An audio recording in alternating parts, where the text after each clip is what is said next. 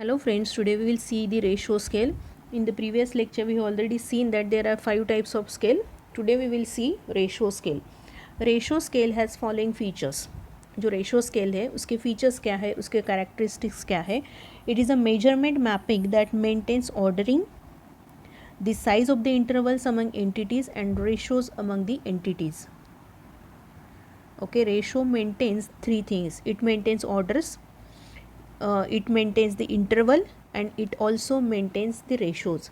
हमने जो last scaling देखा था इंटरवल, उसमें हमने ये देखा था कि इंटरवल जो रेशो है, इंटरवल जो स्केल है उसमें रेशो मेंटेन नहीं किया जाता है. लेकिन रेशो स्केल ऐसा स्केल है जहाँ पे ऑर्डरिंग भी मेंटेन किया जाता है, इंटरवल भी मेंटेन किया जाता है और ratio also maintained. There is zero element depicting the lack of the attribute.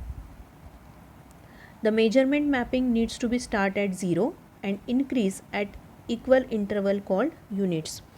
Ratio scale start from 0 और increased at equal interval, और जो इंटरवल है जो इक्वल इंटरवल है उसको बोला जाता है यूनिट्स.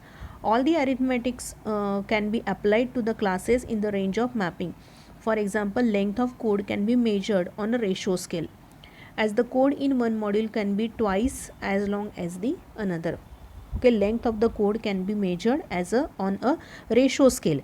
क्योंकि हम लेंथ अगर कैलकुलेट करनी है तो हम इस तरीके से बोल सकते हैं कि as the code in one module can be twice as long as the another.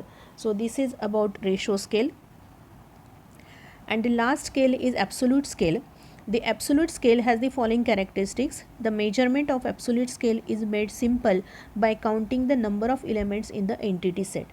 Absolute है इसका मतलब आपको फिक्स पता है. That means it is the measured by counting the number of elements of in the entity set. The attribute always taken in the form the number of occurrences of x in the entity. The attribute always taken the form the number of occurrences of x in the entity. There is only one possible measurement mapping, namely the actual count. Only one possible measurement mapping, that is the actual count. यहाँ पे ratio या interval या ordering यहाँ पे नहीं है. Absolute scale में आपको डायरेक्टली वैल्यू काउंट करनी है, that is the actual value. All arithmetic analysis of the resulting count is meaningful. For example, lines of code. That means absolute scale इसका मतलब क्या है कि जो चीज़ आपको कंफर्म पता है, जो चीज़ आप डायरेक्टली काउंट कर सकते हो, जैसे लाइन्स ऑफ कोड या टाइम, वो हो गया आपका एब्सोल्यूट स्केल.